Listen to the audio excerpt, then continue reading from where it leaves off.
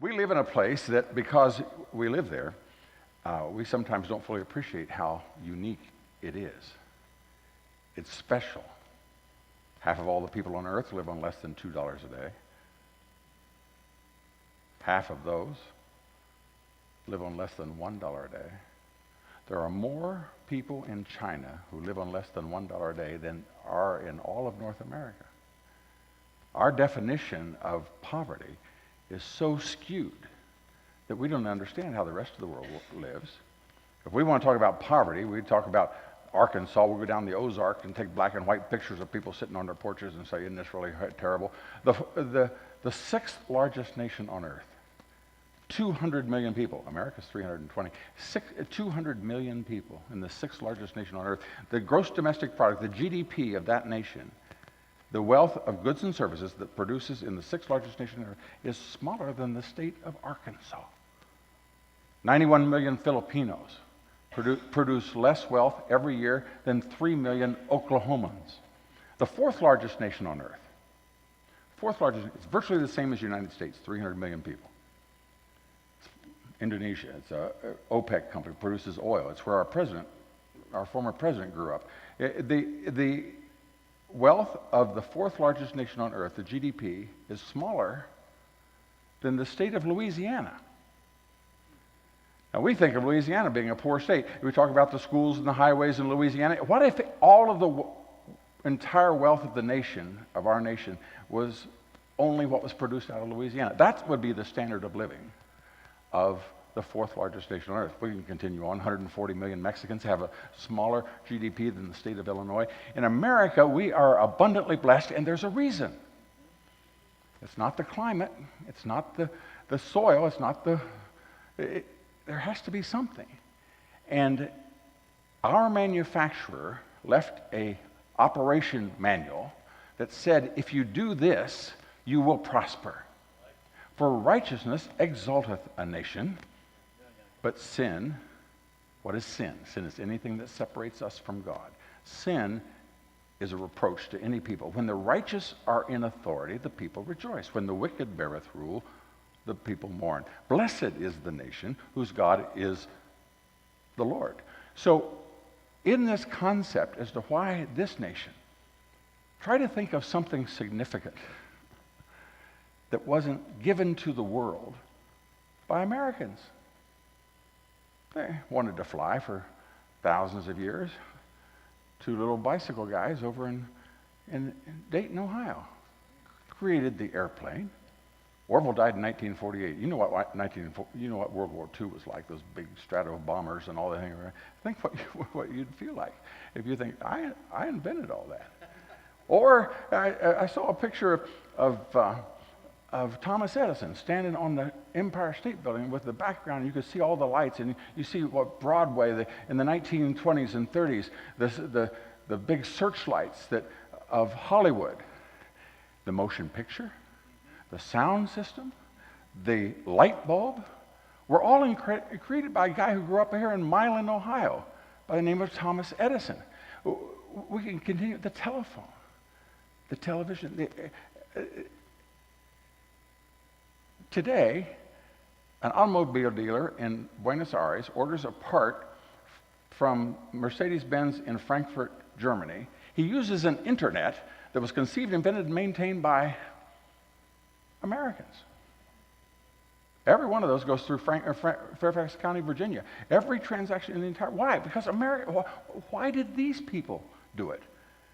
You and I, fortunately, we don't get lost anymore because there's a global positioning. There is a ship parking in Singapore Harbor at this very moment in which the pilot is using a global positioning system that was conceived, invented, and maintained by Americans. The things that make the world work are because this 4% of the population of the world have been abundantly blessed. And the reason is not because we're stronger or because we're smarter or because we work harder. It's because there is a spiritual blessing on this nation that Satan abhors. Because this is the lighthouse for the gospel.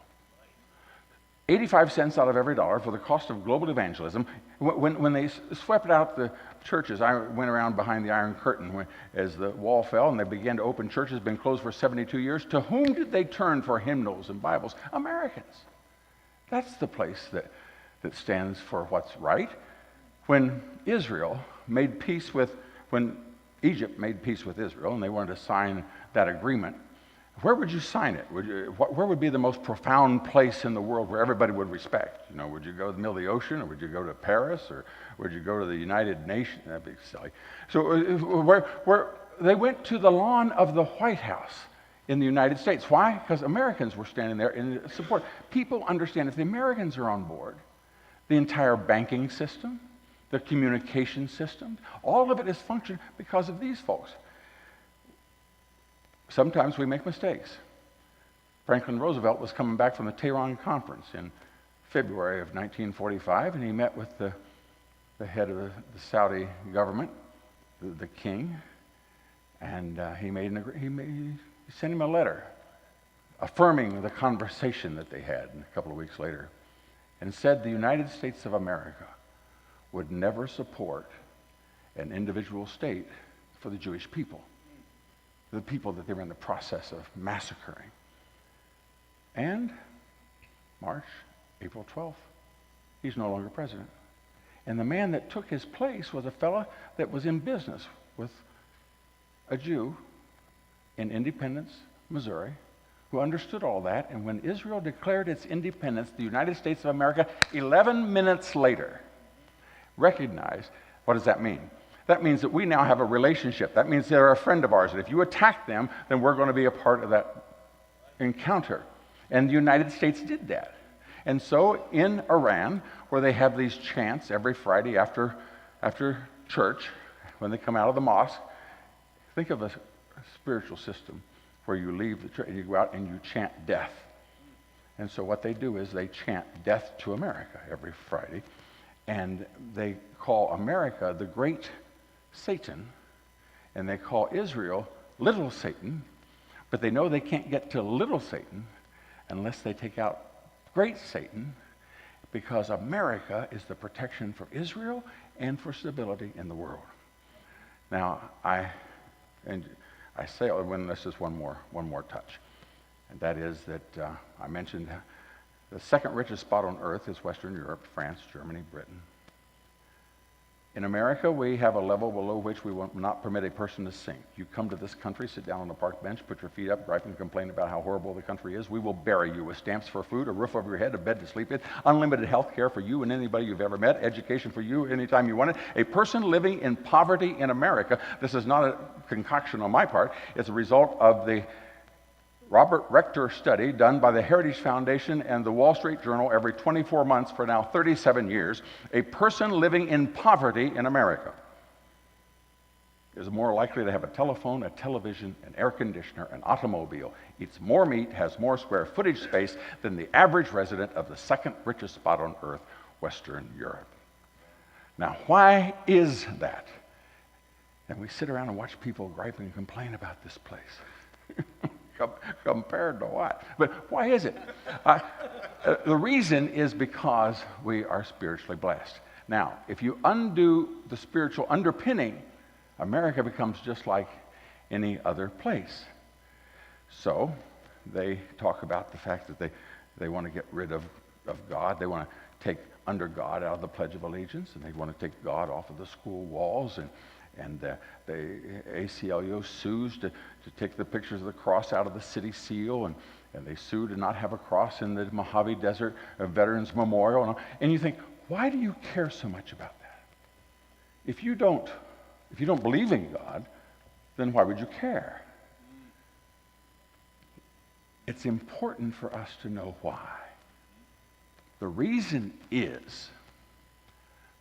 they want to remove God, to separate us from God, the reason they're so committed to that is a thing called sin. Sin is anything that separates us from God. And America has been united into God. That is all of our official documents, and we'll talk about this tomorrow. I have 3 things I want to say to you. We're going to say 1.5 of them tonight and the other 1.5 tomorrow.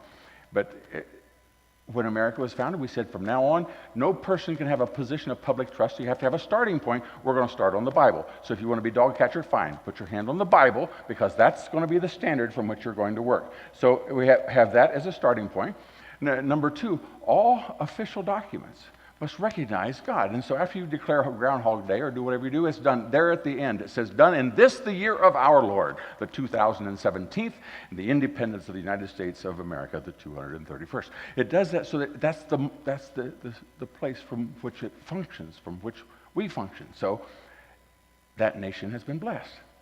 Satan knows where the source is, just like he did with Samson. The Bible has a whole series of examples that if we follow it, and so when Delilah convinced Samson to violate his strength from the Lord, and she cut his hair when he wasn't looking, and he wakes up and he says, the Philistines are upon you, and he went up, he shook himself as he said, I will shake myself as before. In other words, always before, he said, bind me with ropes and things, and she'd bind him with ropes. He popped them off and beat the folks. And so, but this time he had violated God's will, and he said, I will shake myself before. And he winced not that the Spirit of the Lord had departed from him. He didn't know it, and he was left bare naked.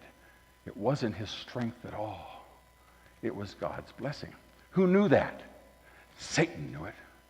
That's why he was coming after him over and over and over and over. And when he played with it until finally he got him. Satan knows that if I can remove God, there will be no protection. When sin rules, sin, when it is conceived, bringeth forth death. The wages of sin, when it pays off, is death. There is a way that seems right unto a man, but the end thereof, when you follow it out, the end thereof are the ways of death. What are the ways of death? Abortion, infanticide, euthanasia, right to die legislation, drug addiction, alcoholism, death.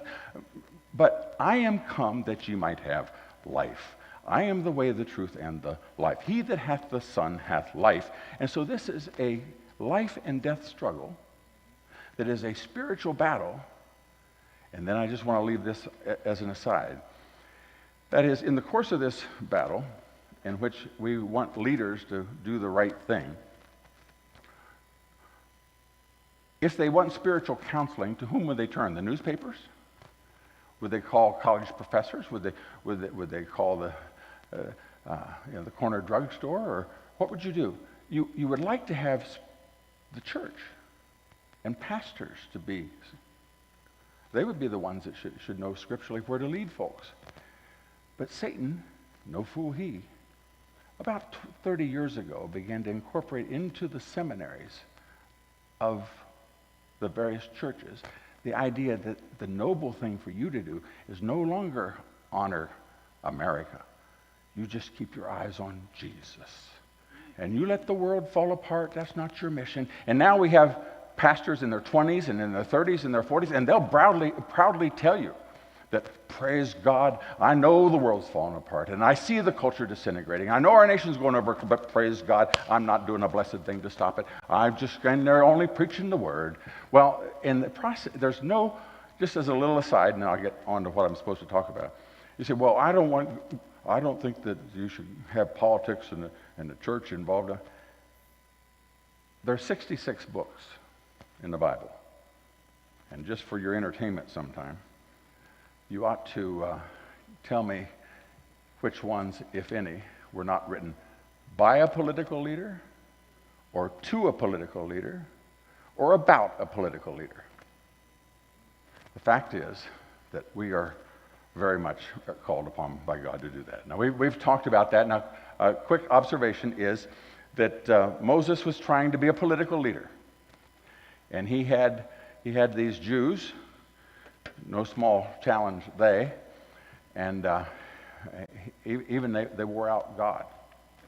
And one day One day God says to Moses, he said, these people come up as a stench before my nostrils. I'm going to let me wipe them out, and I'll start with you. And you know what Moses said to him? Moses said, oh, won't your poll numbers be great? You're going to go over big back home. They're going to say, the Egyptians will say, their God took them out into the desert to consume them. Yeah, that'll be a real selling point. And so God went ahead and dealt with Moses and all. But so Moses is trying to bring order out of these folks. And so people are lining up asking him what to do. And he's just wearing himself out, which gets us to your pastor. And that is that being a spiritual leader is an emotional, mental, and physical challenge. And so Moses' father-in-law pulled him aside and said, look, Moses, you can't do this. You understand that? You can't rule all these people. So here's what you need to do. You need to have a local government, state government, and a federal government. You get those in tens and hundreds and thousands and put over those people, and here's who you put. I'm not going to give you a book. I'm going to tell you, here's what you look for. If you have these three things, you're going to prosper. And so here's what we are. We've got to have a starting point. What are we going to say? Those that fear God. Now, fear is an old English term. You fear the king. You respect the king. Those that fear God. Let's talk about that first. And as I said, there has to be a starting point. And as what was said, every barroom brawl, every schoolyard scuffle boils down to two words, and that's who says. And in the relationship, there is only the question that each one of us face. Who is going to be God? In the Garden of Eden, Satan came along and said, why don't you be God? See, the tree was not significant. It didn't empower anybody to do anything. It was put there because God had these angels and all that worshiped him, but he wanted to create someone who willfully chose to follow him. And with him, he would have relationship. So how do you know that he made one little request? One. Everything else he could drill. He had drilling rights. He had advertising rights. He could do anything he wanted. They owned the entire place. All I ask is see that one tree. I'm going to ask that you don't, and as long as you don't touch that tree, then I know that you're going to follow me. And so they had good fellowship, and they came down, and they talked, and they got along. And Satan came along, and he understood. See, you could be God. He doesn't want you to do that, because if you do that, then you'll be like him, knowing good and evil. Now, do you want to be God, or do you want to do what he says? And so he chose to go his own way. You say, well, you know, that God didn't need to get so bent out of shape about the whole thing. Let me say this. Let us suppose that you're the precinct or the district chairman for Brinks Trucks, and you run the banking system and all of these armored trucks. And your sister convinces you to hire her son, and so you hire your nephew to drive one of these Brinks trucks, and you say, look here, son, here's what you do. You take this truck and you go to the Federal Reserve in the morning and you get these brand new bills, and they're all bound up and all, and you go to these 5 banks during the course of the day and you swap out the new money for the old money, and then you put it in, and then you come back, and then we'll get rid of it. But here's the only requirement. The only requirement is you can't break those seals. That money is bound and numbered. Don't you touch it. You understand me? Fine. So they go ahead. And after a few weeks, he's got all that money in the back, and he starts to think to himself, it's not like I'm going to kill anybody or anything. I mean, it's just a little thing. I mean, they're going to burn it anyway. I mean, who cares? I mean, so what? And he goes over and he breaks the seal, and he takes some. And once you find that out, you understand you can never trust him. You can't advance in this company. You can't work in this company. You can't be a supervisor in this company. You can't be president of this company, because you have chosen that you're going to do it your way and not our way. If you'll do it our way, you can succeed. You do it your way, we cannot. And God said, you do it my way, I'll bless you. You do it your way, and the day that thou eatest of the tree, thou shalt surely die. And what does Satan do in response to that? Thou shalt not surely die. Because what is Satan? Satan is a professional liar. That's what he does for a living. He will say stuff to you that is totally Wrong. Deliberately so. My father used to say we really wouldn't need the Bible. All we'd have to do is listen to Satan and do the opposite. Because that's what he does. That's what he does. And so, in this relationship, there is a question, and the question is, as Thomas Jefferson said, everything has a starting point. And every disquisition of all kinds, there are certain truths or first principles upon which everything else decides. There is a place for which we're going to decide, and the deciding point is this: there are only two worldviews. Only two. Either you believe that man created God, or you believe that God created man. End of discussion. Now, once you've made that decision, everything else will flow from that. And so, I can talk to a person in short order. Well, I'll give you an example in a minute. So, if you believe that man created God, then you believe that man is his own standard. What other standard would there be? If you believe that God created man, then you believe that God has a standard. If you believe that man is his own standard, then man has to be good. By what standard would he not be good? And so when you listen to a person talk about man is basically good, you know what standard that would be. And however, we recognize that if God has a standard, we fall short. If man is basically good, then anything that goes wrong is not his fault. Because he's good. It's got to be somebody else's fault. And so you listen to a politician for 60 seconds and they'll explain to you the reason that this guy came over and raped that person was not his fault. The reason that this man went around impregnating these young girls and leaving children without fathers is not. It's because you didn't have enough pass out enough condoms in the classroom. You didn't have enough government program. It's always somebody else's fault. However, when God called us, he looked at us. He didn't call us as a group, which is always what the liberals want to talk about, the collective sin. Whenever you hear Bill Clinton and these people, they are so sophisticated. When all of us, the sin of racism and the sin of poverty and the sin of we need to repent of all that. No, son, you need to repent for what you did. Don't be talking about all this other stuff. Because God didn't honor us as a group. We're not given salvation as a group. We're not condemned as a group. We stand before him, and we are individually responsible for what we do. And then here is the most important. And here's how you can listen to a politician for 60 seconds. You know where they stand. If there is no God, from where do rights come? They have to come from the group. And so they talk about gay rights. They talk about women's rights. They talk about Hispanic rights. There aren't blonde, left-handed rights. There are only rights that apply to all of us. And from where did they come? They came from God. And the founders of our nation understood that. They knew that. And so they put it together. We'll get to that in just a second.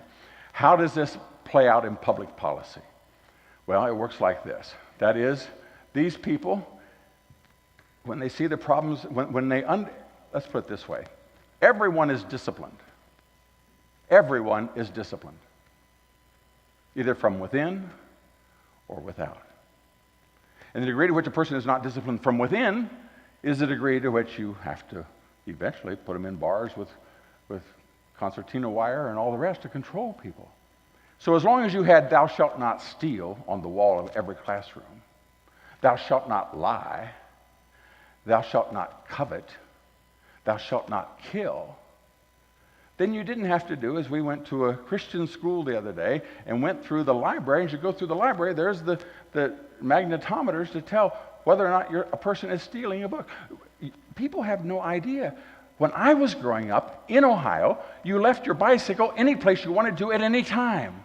It laid in the front yard, it laid in your neighbor's front yard. It never worked. Now you can't even leave it on your front porch for more than a couple of hours. Why? Because we thought it was unnatural and inappropriate to say "thou shalt not steal." So they're startled when the fact that every grocery store and every other store has all of these sensors, and you got to give your firstborn and title to your house and fingerprint before you can buy a pack of gum. Why? Because we now have to be disciplined from without. So these people will always give us more and more government, whereas we believe that government takes away our rights to make our own decision. There is only so many rights. And either you have them or government has them. Government wants them. In America, we prospered. Why? Because we had them. My good friend Daniel Hannan is in the European Parliament. I was a delegate there for over a decade. And he's British, and he talks about how that in the European Parliament in Brussels, that they always have this new law to do something. He says, why do we need that? He said, because there is none. That doesn't tell you how to chew tobacco on the left side of the street when you're wearing a pink shirt. He said, why do we have to? And their thought is that they have to regulate. People can't do things unless they tell them how to do it. In America, we said, no. We can do this on our own. And therefore, we created abundance. Now we're down to the point that when we remodeled our bathroom a few weeks ago, the federal government tells us the size of the toilet bowl in my bathroom. Now, I don't think when Alexander Hamilton and George Washington and James Madison and those folks were all, we need to regulate toilet bathrooms and tell the size of the bowls. But now they tell us all the things because these people want to have more and more control. The greater the freedom, the greater the wealth, as we'll discuss tomorrow. How do you get more government? One simple way, more taxes. So these people will always tell you, and they begin with this by an apology because they know people don't like, I am opposed to taxes. I regret, and as a candidate for county commissioner, as on the school board, and as I'm running for the library, as a state representative, as a candidate for Congress, I don't want to support, but at this critical time in our history, at this magical moment, we are going to have to sacrifice, as much as I despise that. And so there are people in this room old enough to remember, I campaigned, as you know, Ohio is always a critical state, and so the Clintons lived here in 1992, and that guy never got up, and when he got out of bed, he said, I'm for a tax cut for the middle class. I'm for cutting taxes. And every one of us knew it was a story. I mean, we knew that was not intended. And he won. He won in November. He couldn't wait till January. That's when he takes office. He couldn't wait. In December, he came out, held a press conference, bit his little lip, and, quote, I never worked on anything so hard in my entire life. We're just going to have the largest tax increase in the history of mankind. Well, surprise! I mean, and then I could tell you about all the way back. These people will always want more taxes. These people want fewer taxes. Why? Greater the freedom. Here's a little thought. Every time I take $1 away from you, you have fewer choices and a lower standard of living. Let me go through it again. If I take money away from you, you have a lower standard of living. Anybody that doesn't work for the New York Times or live in the Northeast or on the coast understands exactly what I just said. That when I take money away from you, you're worse off, not better. And yet you'll listen to these folks tell you that it's in your best interest for me to have your money. Now that takes skill. Now, these folks will also want a weak defense. Always. Ronald Reagan, 1983, said, if they fire a missile at us, what do we do about it? I said, well, you watch it. Well, is there anything to stop it? No, we don't do that. Well, that's kind of dumb. I think we ought to stop it. And so he gave a speech in March of 1983 in which he proposed a strategic defense initiative. That is, that when a missile comes to us, you shoot it down before it hits. And these folks went hog wild crazy. Why, absolutely not. That's provocative. To whom? But he said, and besides, it's impossible. You can't hit a bullet with a bullet. Ronald Reagan didn't grow up in the 60s. He grew up in the 20s. He remembered when America was proud of itself and stood for righteousness, and he said, nonsense. His response, can you hit a bullet with a bullet? His answer was, we are Americans. And so they made the effort to develop the technology to take down a missile when it came in. And we figured out how to do it, and immediately Israel said, we could use that. And the people in Europe said, sounds pretty good to us. And so the these folks controlled the Congress. And so they wrote the law to say this: it was against the law for the United States government to test an anti-missile missile that went into the atmosphere, because we didn't want to militarize space. Now, who has to go out into the atmosphere? Only one country, the United States. Israel can just hit them when they're coming at them. Germany can hit them when they're coming at them. In order for the United States to defend itself, it would have to go clear across the ocean. And they said that the Congress prevented us from developing that until finally, when we took control of Congress in the late 1990s, we got rid of that and developed a system to do it. But still, they had the president, Mr. Bite Your Lip, and he wouldn't allow the system to be developed. But then in 2001, we elected a president from this side, a House and Senate from that side, and he then negotiated an agreement whereby we would be able to do that. Now, in order to have latitude and longitude and altitude, you have to triangulate.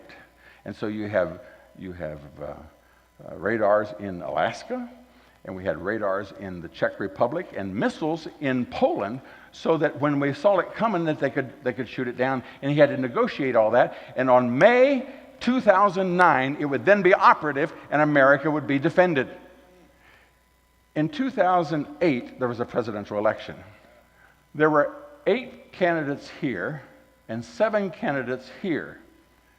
The 7 candidates on this side said, we will support a strategic defense initiative that shoots down a missile before it hits us. These folks said, if I am president and anyone sends a missile by accident or design to hit America, we will make sure that it hits. And this person won. It was to be operative in May of 2009, and in March of 2009, without as much as a phone call, those folks that had fought against evil, fought against the Soviet Union, fought against the communists, fought against the left, fought against all of these people in their countries, in Czech Republic and in Europe and in Poland, and the United States pulled the plug. And at this moment tonight, if a missile is sent by accident or design to the United States, there is nothing we can do to defend it. Now, the fact is, we're in the process, because God pulled us back from the brink last November, and we're in the process of installing it. But you saw that when North Korea threatened Guam, what did the United States do? It sent 4 ships to surround Guam. Why? Because we elected those folks that makes it such that we can't defend either Guam or us. We can only do the short-term part. So you tell me where a person stands on cutting the Strategic Defense Initiative, and I will tell you within a 90% certainty where they stand on cutting the capital gains tax.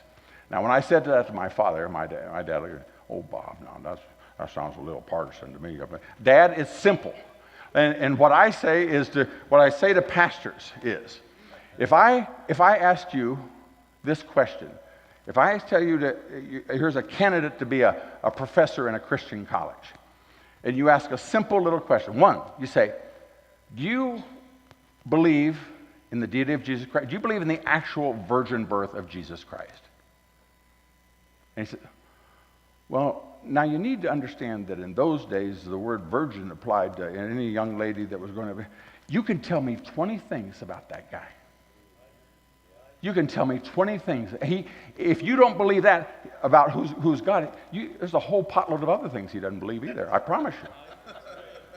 So when you tell me where a person stands on any of these things, I'll tell you where they stand on the others. And here's the biggie. If I am God, then I can say that marriage is between 3 men and a horse. And since I am God, I am the standard. I can make it a hate crime if you disagree with me. So you can ask people where they stand on that. I tell you, when I hired people, one of the first questions we asked was, how do you feel about the right to life? Well, now, I'm supposed to be the receptionist, and I think that's a private question. I don't think that's any of your business. That's how I stand. I'll be glad to perform the task I'm supposed to have. You're right, sweetheart. Thank you so much. You're good point. Don't let the door hit you. Why? Because it's a worldview. It's a worldview. And if you believe, and what is Satan's plan? Satan's plan is to take God's plan and pervert it. And what is marriage? It's only one thing. It is a type of Christ. It's the type of the church and God coming together over and over and over. And let me just tell you a little aside. God doesn't like people that mess up with his types. You know, Moses, poor old Moses, he's out there. I mean, he's just putting up with this stuff all day after day after day. And there's no water. And so they're asking for water, and they're asking for water. And God says, go over and speak to the rock, and water will come forth. And so he goes over and he speaks to the rock, and no water comes out. And so he yells at the rock, and finally takes his rod and goes whang! He whacks it, and the water comes forth. And God said, you know what, son? You don't understand it because you don't have a printing press, Brother Moses. And your internet doesn't work very good. And so I have to do these things. I have to explain. I have to say that when you're being attacked by snakes, I tell them to put it on a rod, on a tree in the middle, and they wrap it with it. And when they but look to the cross, they will be saved. Why? Because 1,600 years from now, the Romans are going to do this, and I'm making my point. Do you understand? Over and over and over. He said that when they were in Egypt, he said, I want you to take a firstborn lamb. I want a male lamb, perfect. I want you to take the blood. I want you to put it on the doorpost and the lintel, and when I see the blood, I will pass over. So when the death angel comes and they sees the blood. Now for these folks, these are sophisticated folks. They understand geometry, they built the pyramids, they did all these things, and they can very gladly say, that's a little primitive. I mean, I don't know why I got to go take a lamb, put blood on the door, but that's kind of stupid. Well, fine. Either you're God or he's God. You do it your way, firstborn male is going to die of your cattle, of your sheep, and of your family. Or if you do it God's way, he's going to live. Why? Because there was going to be a day when the perfect lamb would come, and he would shed his blood. And when he did that, the sacrifice would be paid, and our death would be forsaken. And God's trying to make a point, and those that did it. And so finally, he said, Moses, the rock is a type of Christ, and you don't hit Christ. You understand that? You speak to him, and he has paid the price, and he pays the penalty for it. And now let me tell you, Brother Moses, you've worked very, very hard, and you've done a good job. But for that, bozo, you're not going in the promised land. Do you understand me? You messed with my type. And the marriage ceremony is a type established by God. And God helped those folks that are in the process of undoing it. And the verse says to fear or respect God. Why does that matter? Because when you don't have a starting point, you can end up every place. Oh my, I'm running out of time. So to be continued tomorrow. But with God saying, if you remove God, you can get to the point where intelligent, capable Americans will stand there and look at you in the bare face and tell you that this man is a woman with a straight face.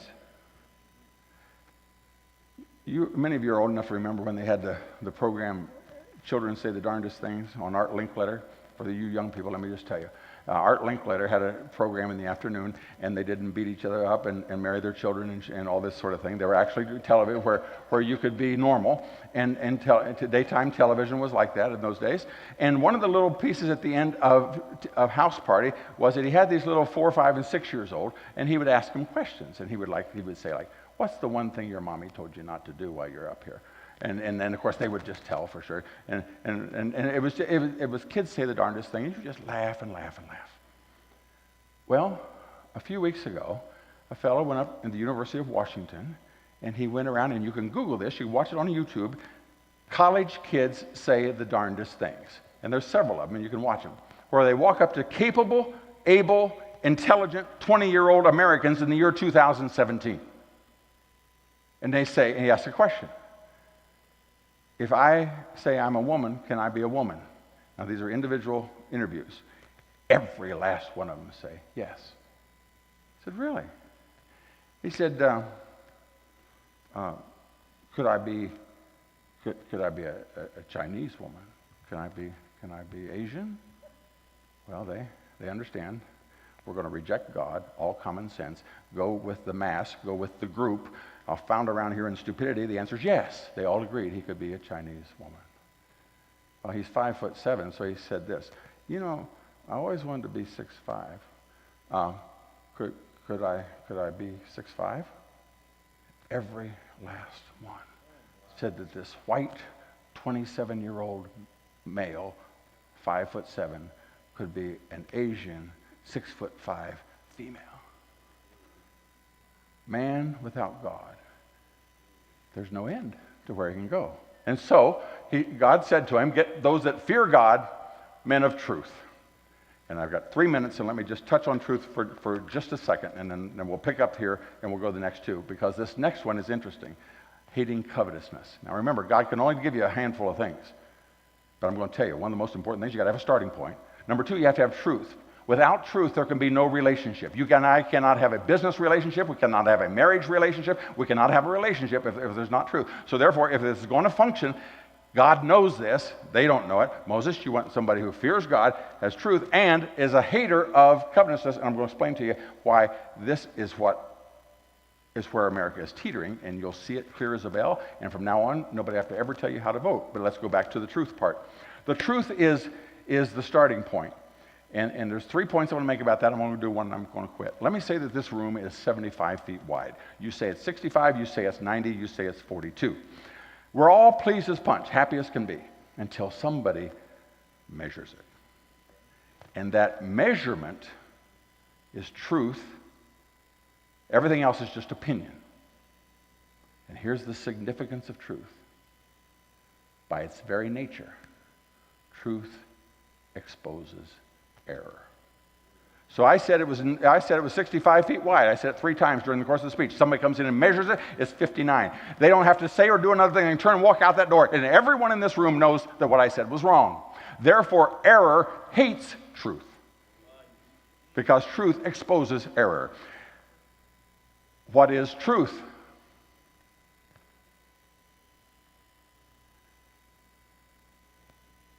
Let not your heart be troubled. You believe in God, believe also in me.